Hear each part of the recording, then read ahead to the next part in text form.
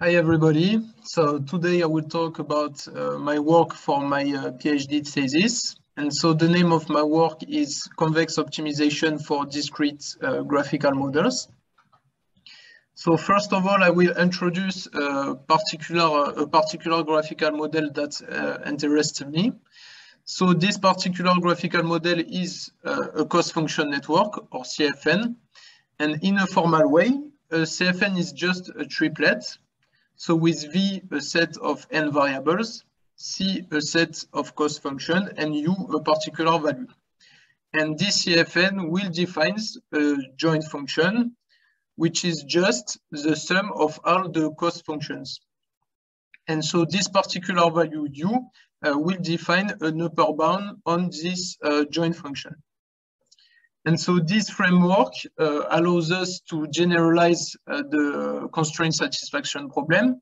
So in the case of the CFN, the cost function will take value in the set of integer bounded by U. So you can see those cost functions are soft constraints, for example. But if we work in the case where the cost functions take value in the set 0 plus infinity, this is strictly equal to a CSP. So we have a particular query on this CFN, and it's called the weighted constraint satisfaction problem.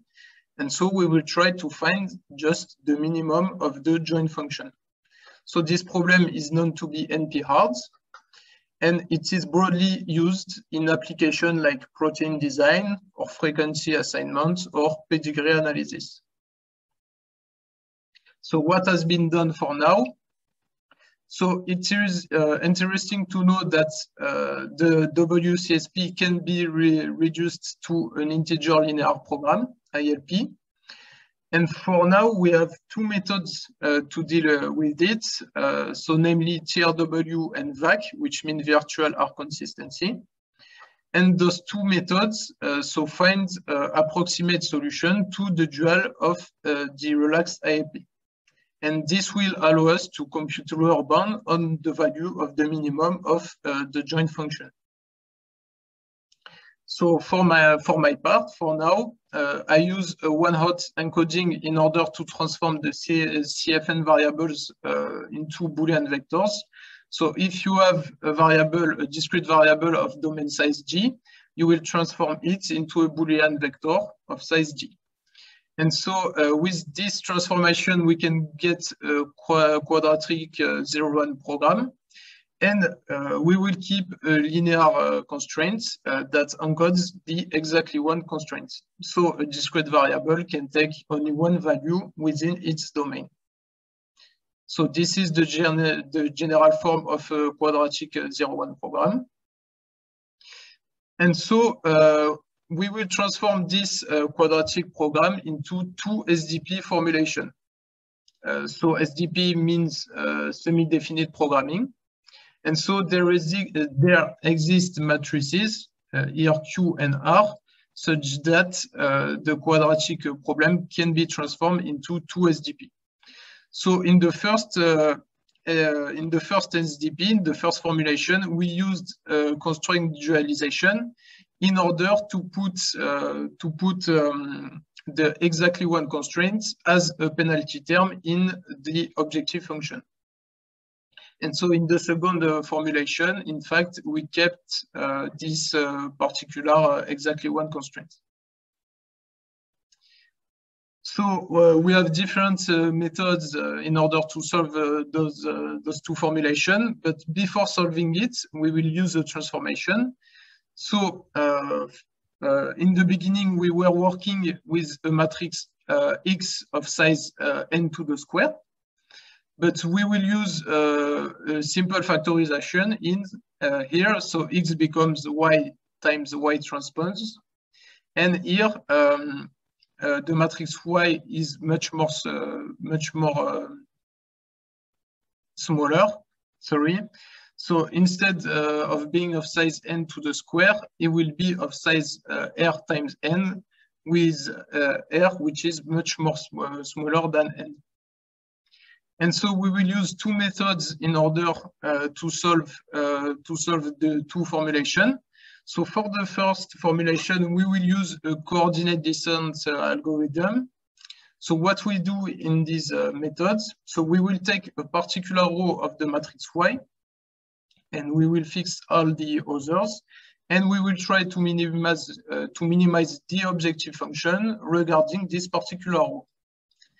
And so for the second formulation, we developed an efficient block coordinate descent algorithm.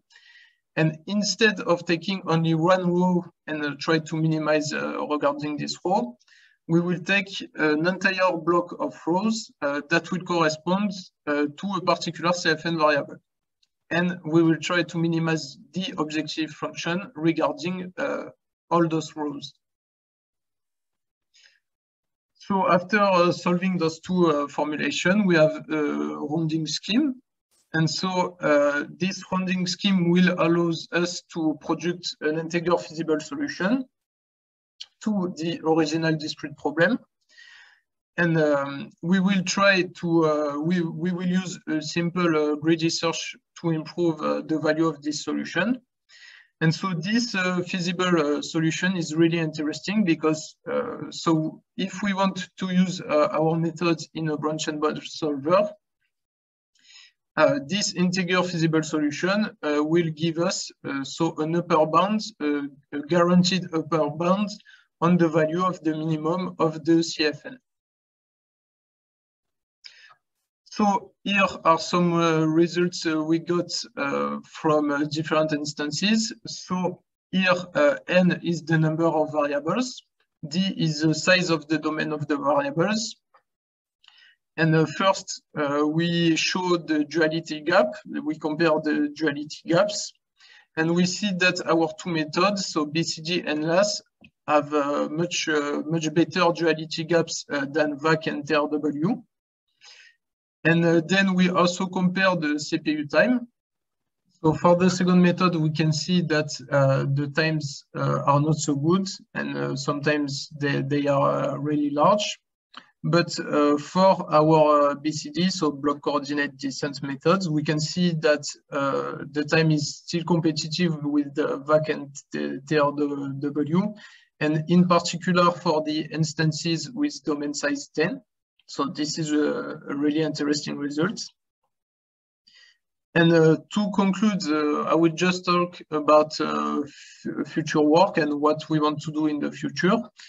So first we want to straighten the BCD methods on the sparse problems, because we realized that our BCD methods have much more looser bounds on sparse problems.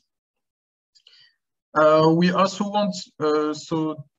want to compute dual bounds for our SDP methods, because it will give us guarantees on the value of the lower bounds on the minimum of the CFN.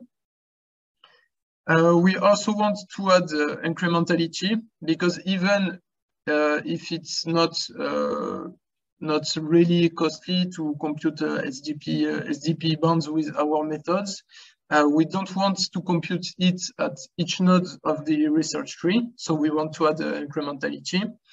And we also want to deal with hard constraints, because in fact, when you add hard constraints to the CFN, it will add cost function with really large costs. And for now, this is a problem for the time convergence of our two methods.